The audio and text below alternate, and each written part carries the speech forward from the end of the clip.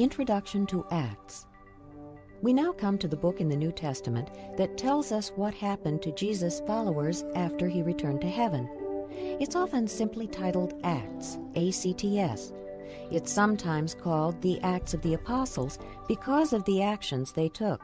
And it has also been called the Acts of the Holy Spirit because it teaches about the coming and the work of God's Spirit after Jesus' resurrection.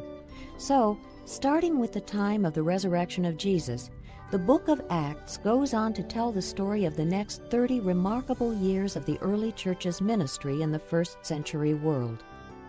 After Jesus returned to heaven, he sent the Holy Spirit, who came and ignited a flame of faith that would spread to the world, continuing to burn steadily in the hearts of his people today.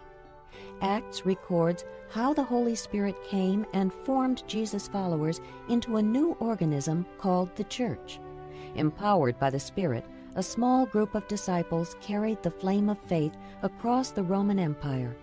They preached, taught, healed, and demonstrated Christ's love in synagogues, schools, homes, markets, and courtrooms, and on streets, hills, ships, and roads. Wherever God sent them, lives and the course of history changed. The missionary travels of the Apostle Paul are documented in Acts, and Paul was the one who wrote many letters to the new churches formed during this period of growth. Most of those letters are preserved for us in the New Testament.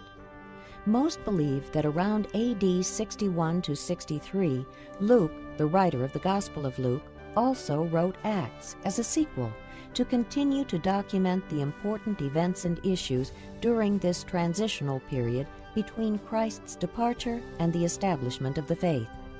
In fact, the initial verses of Acts refer back to the introduction in Luke's Gospel account. As you listen, keep in mind the last words of Jesus to his disciples that Luke quotes in Acts chapter 1, verse 8. "But you will receive power when the Holy Spirit comes on you, and you will be my witnesses in Jerusalem and in all Judea and Samaria and to the ends of the earth."